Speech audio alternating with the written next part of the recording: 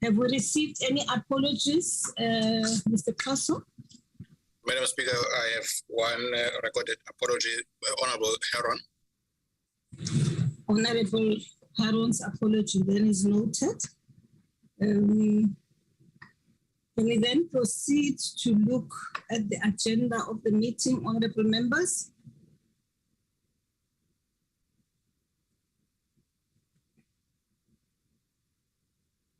Are we happy with the agenda? If so, can somebody move for the adoption of the agenda? I move, Honorable Speaker. My name is Pemi Machodina. Thank you, Honorable Machodina, seconded by Honorable Bafube. No, Speaker, I wasn't seconding. I was just wanting if we can please just add an agenda item at the end, just to look at the timeline that you had sent regarding how we will be dealing with the Zondo Commission report, please. Okay, thank you very much, Honorable Bafube. That's an addition. So the agenda is adopted with that addition. Yeah. Thank you very much. Honorable members, may somebody second? I second with the amendment. Thank you, Speaker. Thank you very much, Honorable Singh. We then proceed to deal with the minutes of the meeting of the 21st of April.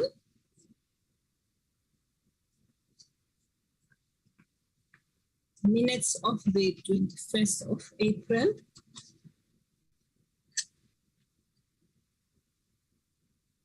Yes, proceed.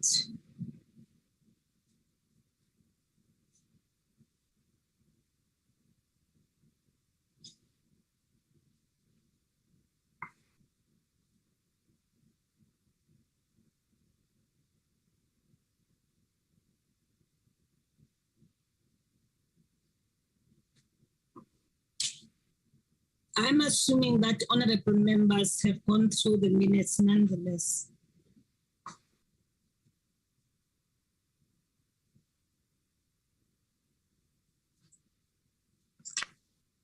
Okay.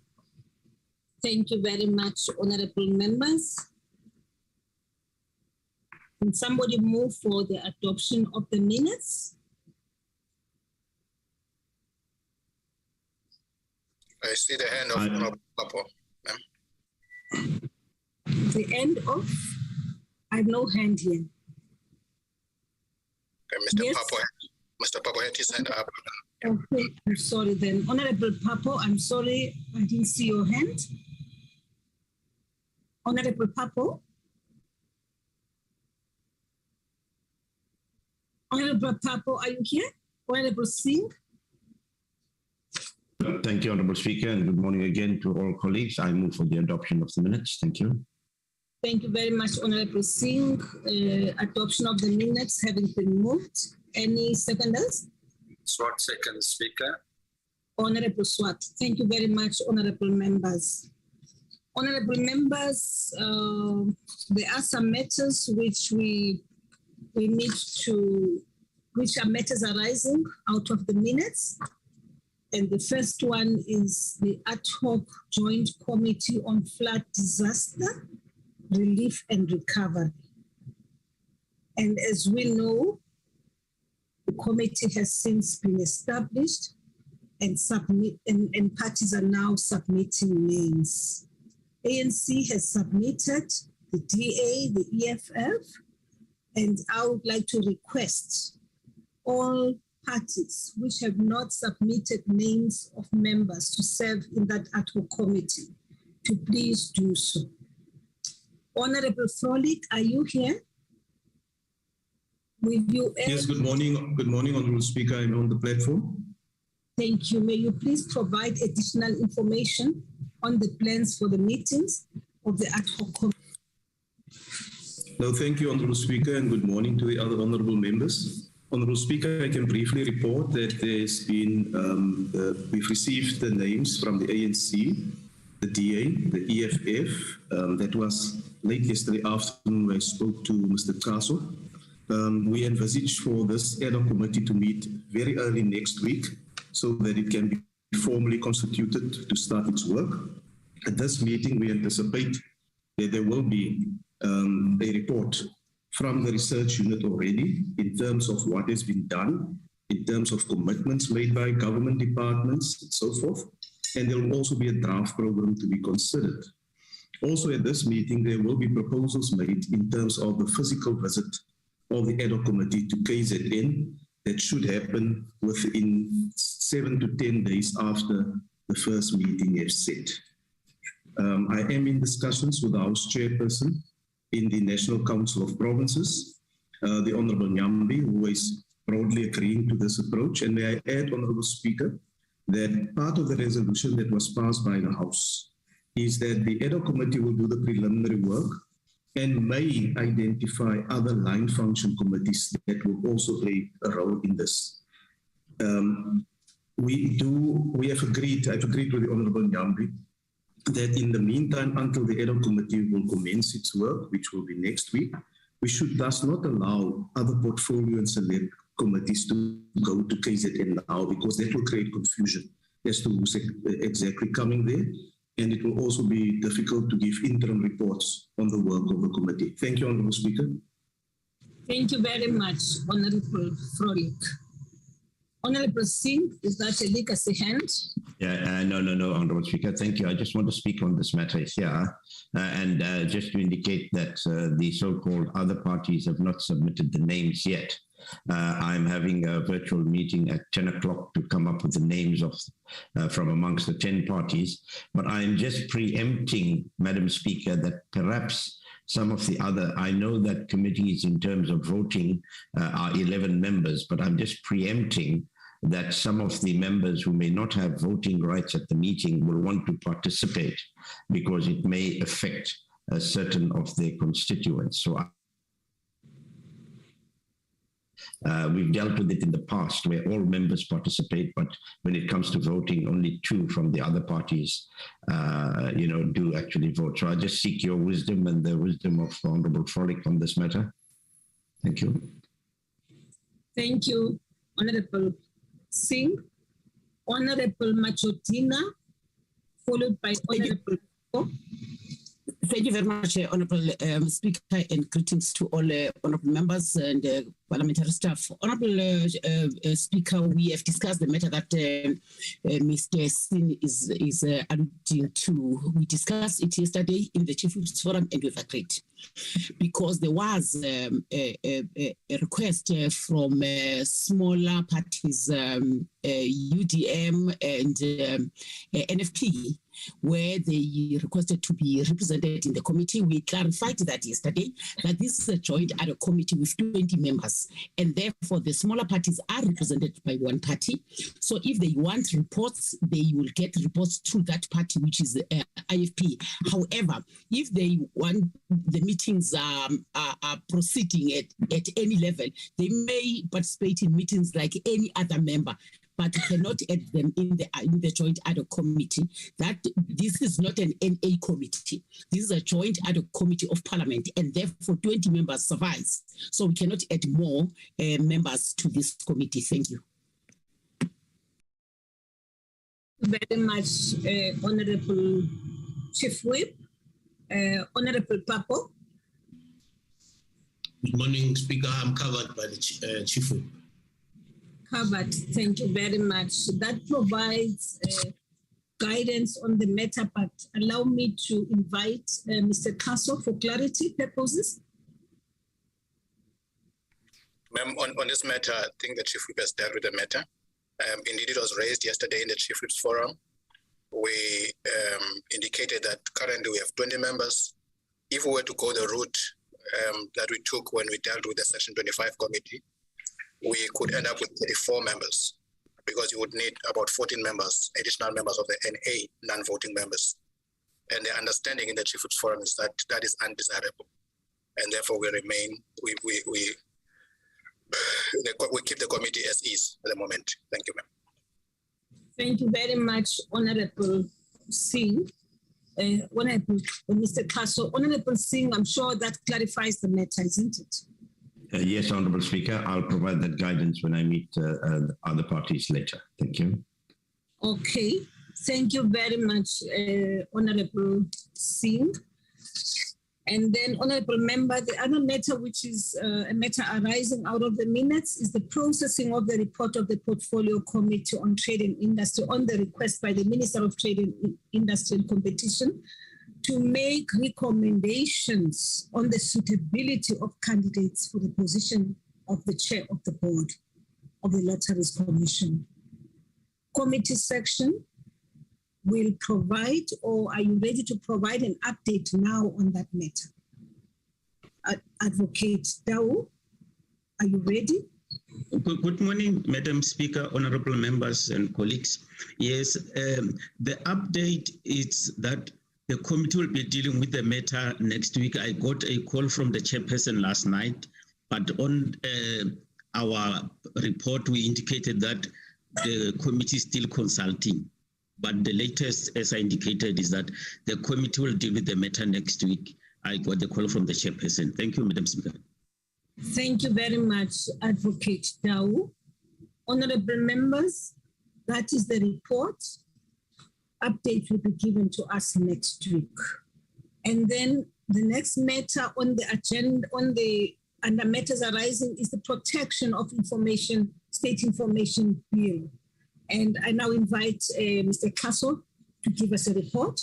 Madam Speaker, indeed, the bill is back in Parliament. It was returned by the President. We had some concerns with the bill. At the time, it was placed before the Justice Committee, but there was an indication that an appropriate committee must still be identified to deal with the bill. What is happening currently, Madam Speaker, is that the Legal Services Office is considering some constitutional issues around the bill in order to advise on way forward. And once that process is concluded and advice has been given to the Speaker, an indication will be given in terms of what will happen with the bill going forward. Thank you, Madam Speaker. Thank you very much, Mr. Castle. Honourable members, I guess there are no comments on the matter. It was just for information. Shall we then proceed to deal with the next item on the agenda? And the next item on the agenda is a report from the committee section. Advocate Dao. Thank you, Madam Speaker, honorable members and colleagues. The first slide responds to a question that was asked last week as to why Animal Protections Bill is not moving. The bill is before PC on Agriculture. Now, on this slide, we are showing that before the committee, there are 4 matters, 6 matters, of which 4 are being attended to. So the bill is among the 2 bills that will still be attended to by the committee.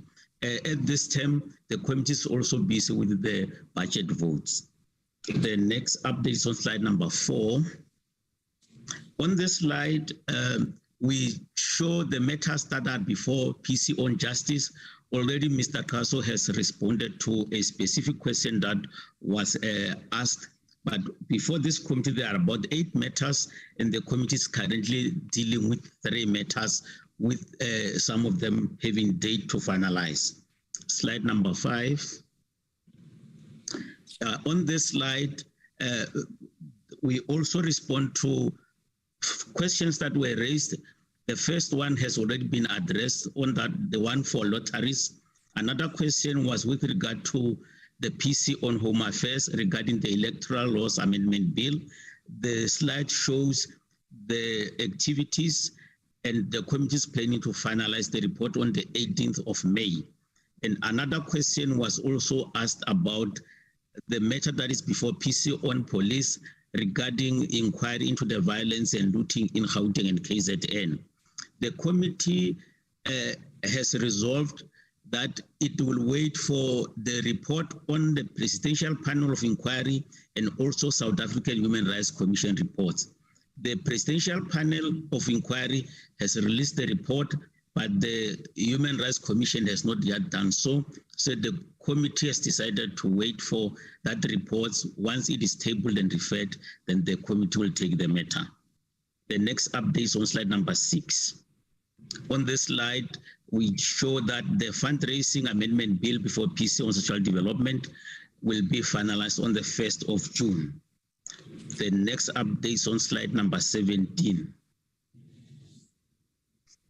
On this slide, it is the Section 94, ad hoc committee on Section 94 inquiry.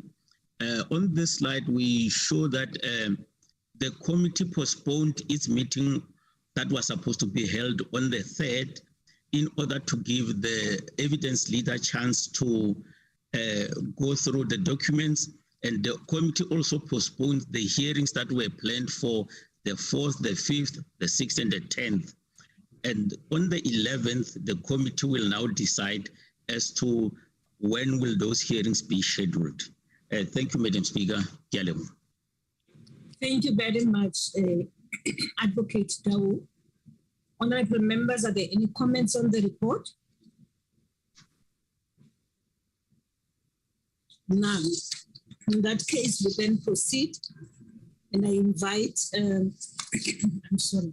I invite Dr. Mbata from the Bills Office. Good morning, Honorable. I'll say QT, Speaker. I beg your pardon? I'll say QT, baby. And say QT.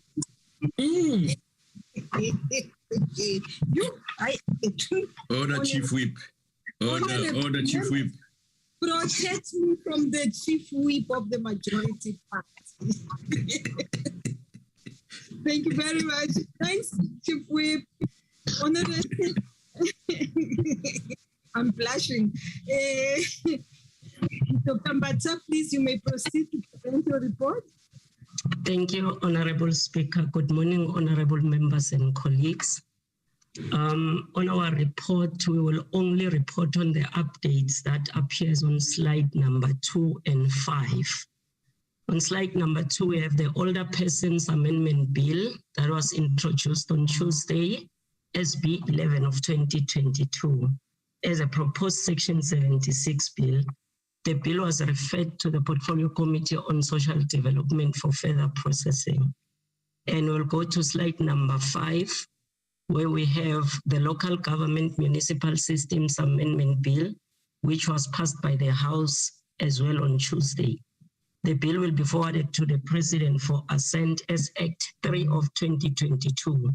And the second official language of the bill is Afrikaans. That brings the total number of acts that are with the President to 4. So with your permission, Honorable Speaker, can I hand over to my colleague, Advocate van der Merwe, to deliver a report on Constitutional Court judgments? Thank you. Yes, thank you very much, Dr. Mbata. Advocate van der Merwe, are you here? Yes, I'm here. Thank you very much. Good morning, Honourable Speaker. Good morning, members. There's also a full report that was circulated on all matters, and from that report, members will notice that we have done follow-ups on all matters quite recently. But the one that we specifically want to report on is in respect of the Electoral Act, and it's the New Nation Movement judgment. The Portfolio Committee has concluded public hearings, provincial consultations, and the process in the committee, the deliberation process is now starting. Then there was also an application for extension of the suspensive order. In fact, we reported that this process has started the previous time that we reported on this. But we can now report that this has been filed with the Constitutional Court, and we are just waiting further directions from the Constitutional Court on how they want this matter to proceed before them. Thank you, Madam Speaker. That's the only matter that we want to report on specifically. Thank you very much. Thank you very much, Advocate van der Merwe. Honourable members, are there any comments on the report provided by Advocate van der Merwe? None. I see no hands on my. Oh, there is a hand. Honourable Kwahube, followed by Honourable Singh. Thank you, Speaker. I just wanted a little bit of clarity on that last comment that was made regarding the interaction with the Constitutional Court. I just wanted to find out, because obviously it was brought to this body before. When did we have these interactions, and what exactly are we waiting for from the Con Court at this point? Sorry, I just for my own understanding. Thank you. Thank you very much, Honorable Wafube. Honorable Singh. Thank you, Honourable Speaker. Thank you, Advocate Fundamera, for that report through you, Speaker. I noted that in the report that was sent to us, there were some other matters as well. That, for example, the one matter referred to the Department of Justice,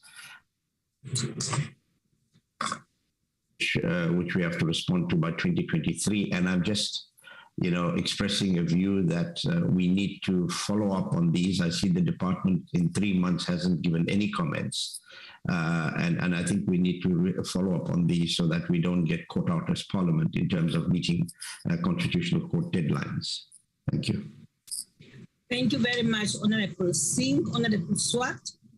Thank you, Speaker. I just wanted to ask Advocate Fundamera, the fact that an application for an extension has been filed doesn't necessarily mean that it will be granted. And there has been previous Constitutional Court judgments where extension requests have not been granted. What would be the implications if an extension is not granted, or because there's a strong possibility that the litigants involved in New Nation Movement might oppose an application for an extension? Thank you. Thank you very much, Honorable Swart. Advocate and Dr. Mbata, would you like to comment on what has been raised by Advocate Singh? Yes, thank you. Thank you, Speaker. Just to explain, so what happens now, because your application is filed with the Constitutional Court, we now have to wait for a date. So in other words, we are going to argue the case before the judges, the Constitutional Court judges, and then they will, of course, consider, ask questions, and then they might. It's very seldom that they give a judgment on the same day, and they will tell us when they will give us the judgment. So what we are waiting for is just to understand whether we are going to have a date to argue. It is also possible that they might say we just want papers. So it's just about the court process. We are waiting for the Constitutional Court to explain to us, do we have to come in and argue? Do we need to submit more papers? And what would be the date? So that is what I meant with that. In respect of the implication, in this instance, simply what will happen is that by the time that we have our next election, there must be provision for independent candidates. So if the court does not grant the extension, all that we can do is to simply proceed with the bill as soon as possible. It is not, there was no invalidity. It's not that type of judgment. It's not something where something was in action at the moment and it was declared invalid and we had a certain time. And if you reach that time, that invalidity has serious immediate consequences. In this instance, there's an order to do it at a certain time. If we don't do it, by the time we have the next elections, it will have to be in place or our elections will not be constitutional. So that is more where this is lying. It is, of course, better if we can get the extension. But like I say, there's no invalidity that has an immediate effect.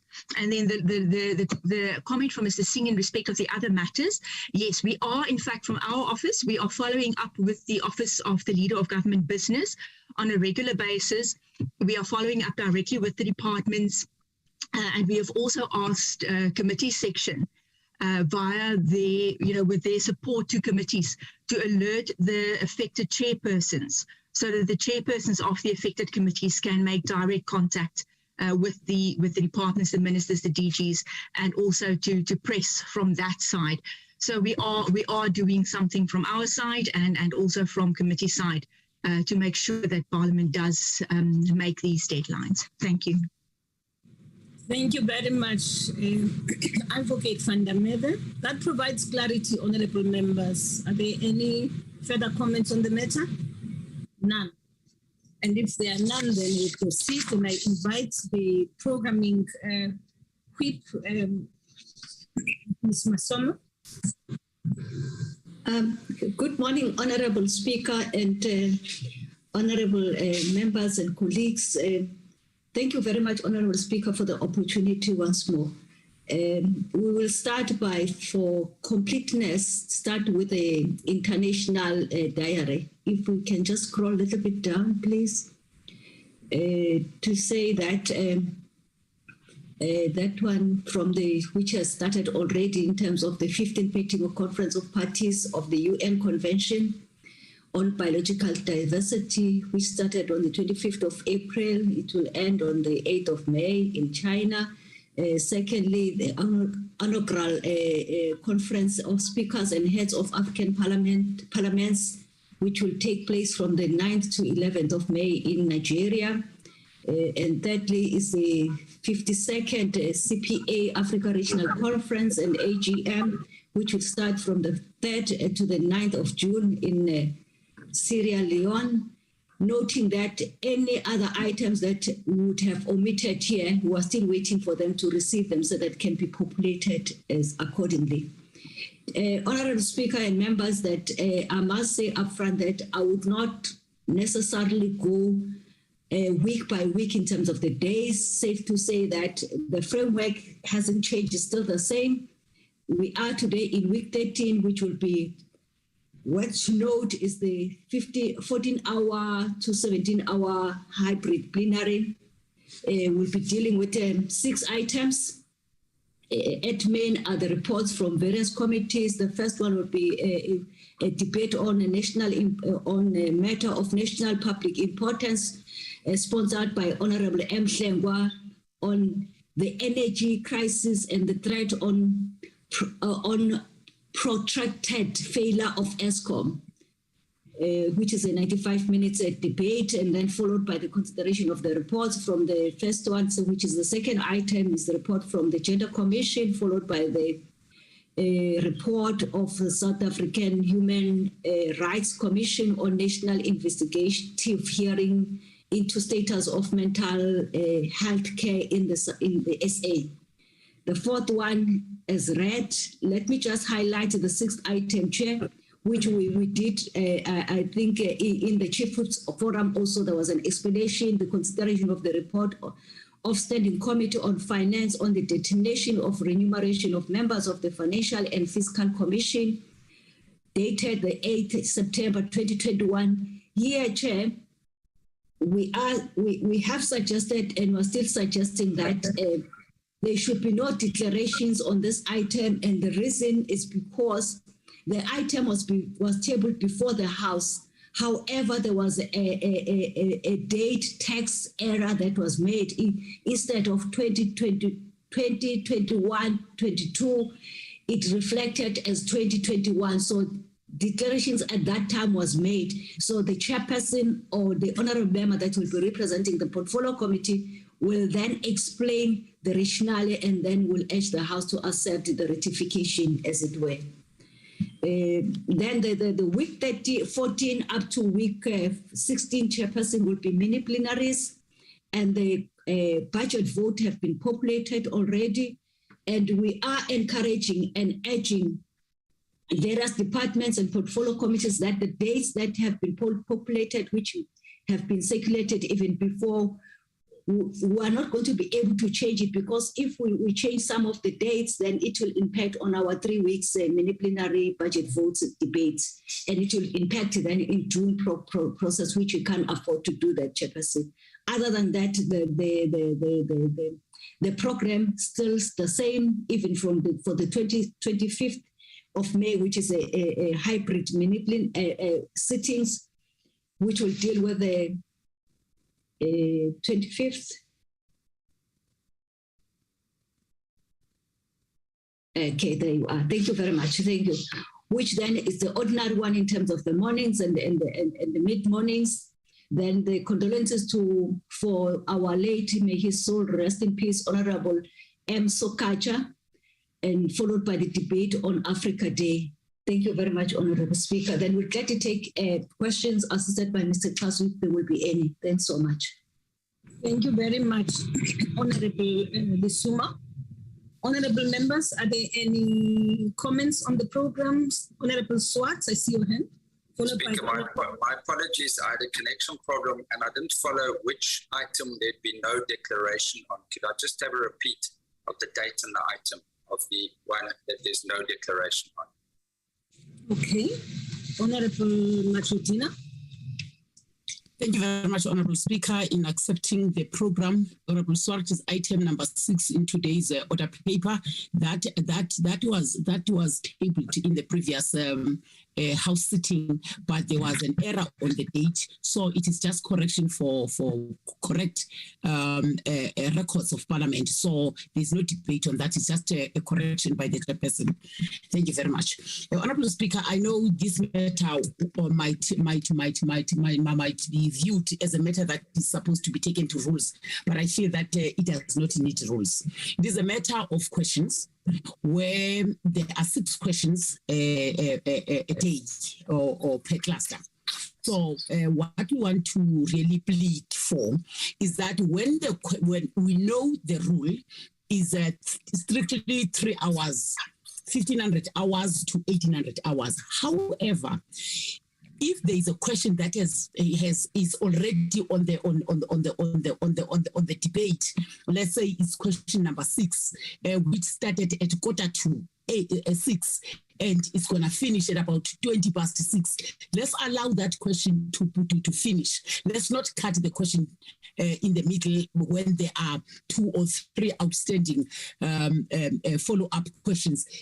I know one can say I must raise that thing to rules, but I don't think it really needs rules, because some presiding officers does that, some don't.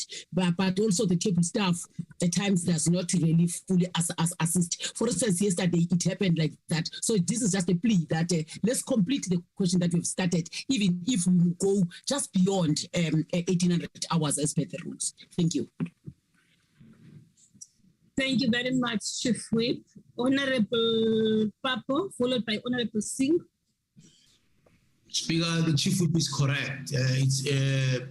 We should do that, because if 2 follow-up questions have been asked and 2 are remaining, and then we suddenly just cut, it just for those members who already were thinking that they would ask follow-up questions, it becomes clumsy. I don't think anything will collapse if we go until 6:10 or 6:05. I think it's an issue which it's more of practice, because some of the presiding officers have done it. They've allowed all the follow-up questions on that question to be asked and not start a new question. So I think the Chief Whip is making an important intervention, because it just for practical purposes, not the violation of any rule. Thanks. Thank you very much, Honorable Papo. Honorable Singh. Honourable Speaker, I agree with my other 2 colleagues. But just to raise another issue that may come up in my other party meeting, in the past we've had opportunities where the other parties cannot participate in all the budget votes because they clash.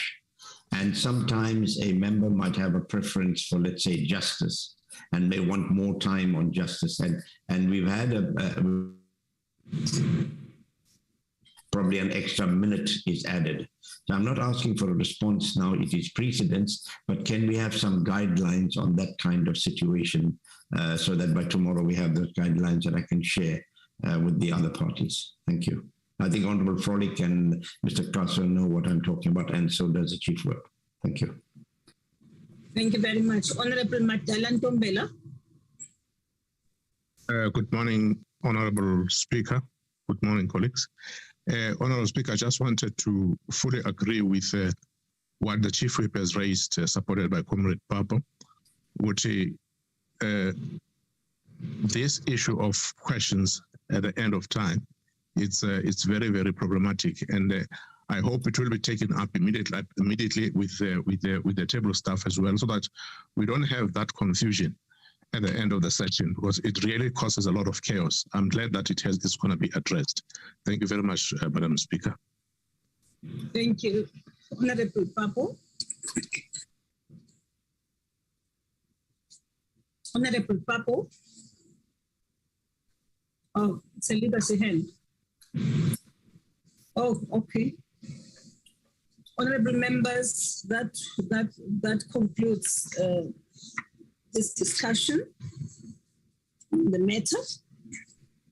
May I now, there was an item which was added to our agenda by Honorable Kwahube on the matter of the Zondo Commission report. And maybe I should allow her to then introduce the matter. Thank you very much. Thank you very much, Speaker. I will be brief. You will remember, members, I think it was on the 10th of March, the Speaker had sent out a timeline or at least a process document detailing how we should, or at least in broad terms, how we would deal with the report once the President tables it to Parliament. And the President has, upon the final report being given to him, he has about 4 months to then table an action plan, which he will table to the Speaker, to the House, for us to look at. And we probably then looking at around October for that to happen. And so, however, the reason why I'm bringing this up, Speaker, and I'm requesting that we look specifically now at that timeline, is that if one looks particularly at the report which dropped on Friday, which is Part 4, Volume 3. There are now specific sections which deal with the functions of Parliament, which of course would not be contained in the report that the President would table before. And I just want to read a quick quote in paragraph 1575, where it says, "Before I conclude, I need to ask this question. Where was Parliament as all these things were happening at ESCOM?" And lists a whole lot of things about what Parliament should and didn't do, at least in the view of the Commission. So, Speaker and members, what I am asking is that while the President will obviously table the report, what he's going to be tabling is a report with implementation plan as it pertains to the functions of the executive. But now what we are seeing is that there are sections of the report which pertain to the functions of Parliament, or at least where Parliament would have erred or where there are gaps in Parliament. So what I'm asking is that I think we should amend the timetable, Speaker, that we had, or at least the processing that you had put forward, because once the final report in June lands of the Commission, there's absolutely no reason why Parliament cannot start its own process, or at least set up its own systems to look specifically at the role of Parliament as it pertains to state capture and how and where we will deal with those sections of the report.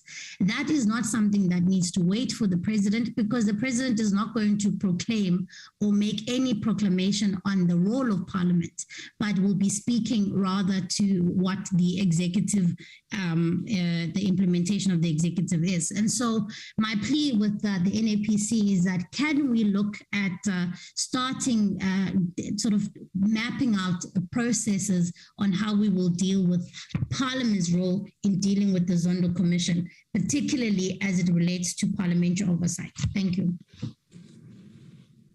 Thank you very much, Honorable Kwahube. Mr. Kaso. Thank you, Honorable Speaker. Speaker, I just want to highlight two issues. One, Part 3 of the report, and the second one relates to the report, the complete report. Part 3 of the report was submitted to Parliament by the President, and that report was tabled, and the legal services, ourselves, we are in the process of advising Speaker in terms of how the matter should be taken forward.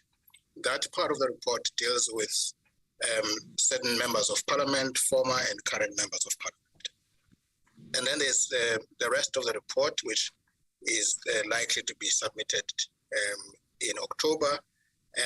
In view of what the Deputy Chief Whip of the Opposition is saying now, I think we're going to have to just provide proper advice to the Speaker in terms of how to process the matters that have since been raised.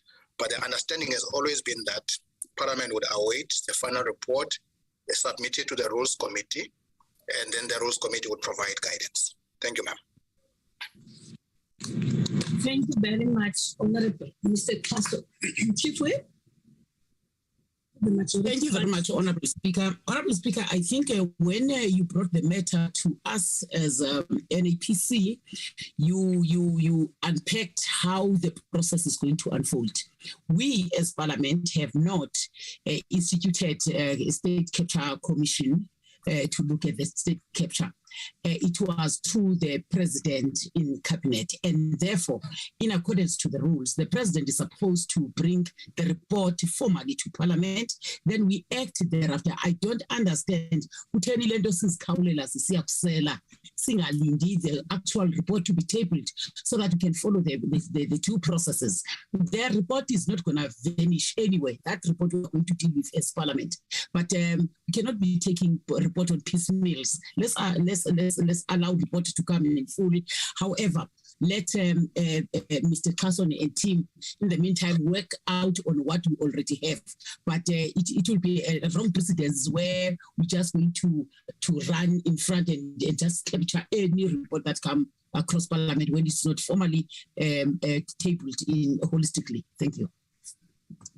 Thank you, Honorable Chief Whip of the Majority Party, Honorable Papo, followed by Honorable Singh. The Chief Whip is correct. I don't understand even that code which was made. It was an out of context kind of code. In a huge report, just made that code to convince us to run ahead. Let the report come. We're going to deal with this report, particularly on aspects. But maybe, as Mr. Kaso said, they will advise you. But I was surprised because I thought we had agreed on the process. But the member wants us to change, which I'm not convinced about. But let's hear on that process. Maybe what she's raising will then fit into the advice you'll get from our legal services. Thank you very much, Honorable Papo. Honorable Singh. No, Honorable Speaker, and I agree that the advice by Honorable Traso that we are going to receive will be something that we would need to consider.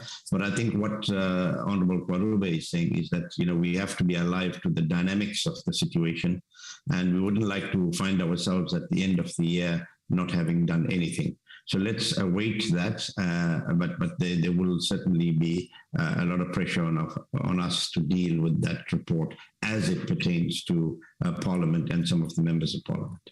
So we'll await Mr. Kaso's advice to you and you tabling that particular report. Thank you. Thank you very much, Honorable Singh. Honorable Natasha Mazon. Thank you very much, Madam Speaker, and thank you to all our colleagues for their inputs.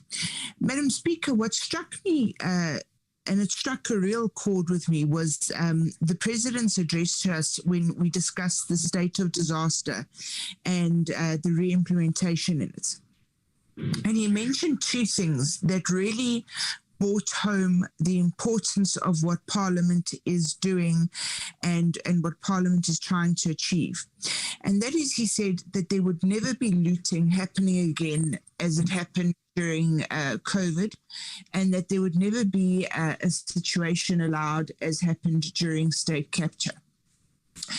And I found myself sitting there with a glimmer of hope in my heart, thinking, well, we're really going to take on these big issues that have been problematic in Parliament, that have caused us difficulty in Parliament.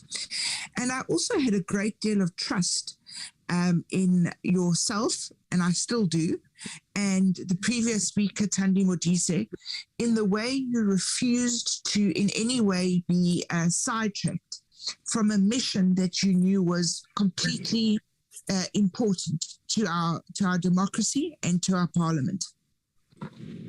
And I think that what we see is that we see a nation suffering from fatigue. It's a fatigue that we... Sorry, Honorable Mazoe, will you get to the point on the matter of the Zondo report and how Parliament will deal with the matter? because now you are making a political statement. Okay, all right. Okay. I understand, Madam Speaker. But what I'm trying to say is, if we don't deal with the Zondo Commission report ASAP, it is going to be a case of the country looking at us and saying, typical Parliament. Honorable Mazzoni, we have proposed a process on how to take the Zondo report forward once the President has presented the report to Parliament. Now, I take serious exception when you suggest that if Parliament does not, of course, Parliament has committed that once the President presents the report to Parliament after 4 months, in fact, the President will not just be providing us with a report, he'll be submitting a plan of action on how to deal with the recommendations on the Zondo Commission report. And Parliament will then deal, amongst others, with areas which directly affect their work of oversight in the different portfolios. So there is no doubt that Parliament will deal with the Zondo report. The fact that there's a delay in doing so because we are waiting for President to make that submission does not in any way take away the responsibility. We are not shunning away from the responsibility of dealing with the Zondo report. So that is why I'm saying, honorable members, you are in fact out of order because now you are making a political speech on the matter when we here at this forum have agreed on how we will take this process forward once the President has presented the report. So it's not like Parliament is shunning away its responsibility of oversight on this matter. And I think I will not allow, because now you are making a political speech, somebody else from another party will come in, and this is a programming committee, honorable member. If honorable members wish to engage further on this matter, please go and engage on it at the level of the chief whips and bring us a proposal on what it is that you want to do beyond what we are currently doing as Parliament, which is first to get legal opinion on which legal opinion, by the way, is on my table. And then there are some areas which we're going to be dealing with, and then we take the process forward. I think it's just unacceptable to get what the undertones in your input, which suggests that Parliament may be shunning away from its responsibility. I thought all Madam Speaker, I must tell you, I find that offensive. I think that I've been nothing but polite. And there's certainly no undertone. Honorable Mazzoni, in fact, you are right, it's not an undertone. In fact, you've said it. You are saying if Parliament does not, when we have said Parliament will do A, B, C, D, and E once the President has presented the report. And that is the issue I'm raising with you. You are right maybe to be offended when I say undertones, because it's not undertones, it's what you have said. Honorable Korenov, you have your hand up, and I now give you the opportunity to speak. Thank you. Good morning, Speaker, and good morning, members of the committee. I fully agree with the Speaker, what you just said, and I strongly suggest that we close this matter here in this meeting. You've just given the way forward, which is the correct one. The dates for submission of the Zondo Commission reports, the date of the President submitting the report to Parliament is all in the public domain. The report's on the website of the Presidency. So what I suggest, we agree with what you just said, and we close the matter in this meeting. Thank you. Thank you very much, Honorable Korenov. Honorable members, Honorable Kwahube, I think that provides clarity to you that we as Parliament continue, particularly I want to speak on behalf of the presiding officers, that we have given whatever directive or what on the preparations for receipt of that report from the President, and areas which would have to be processed and how they would be processed if needs be. Anything else, if political parties feel strongly about discussing this matter should now go and discuss it at the level of the WIPARI, where you'll engage in a political discussion on the pros and cons of what will be done by Parliament as agreed on in this programming committee at the meeting of the 10th of March or April. So, honorable members, I now proceed to that ends and I close the debate on this particular matter, and we then deal with announcements. If there are any announcements? None from my side, Madam Speaker. Just to emphasize that next week we will be doing mini plenaries on budget votes, and those sessions are virtual. But we will send out to the WIPARI practical issues around the issue of mini plenaries of next week. Thank you, ma'am. Thank you very much, Mr. Castle. Honorable members, that brings us to the end of this meeting. I thank you very much. Meeting is adjourned until next week. Thank you. Thank you, Speaker. Thank you very much. Thank you, Speaker. Recording stopped. Speaker. Stuart, Speaker.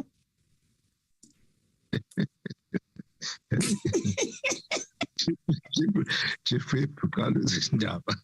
Aniko, anana mingo mundong mamo emhle. Nitu. I have such a What I get a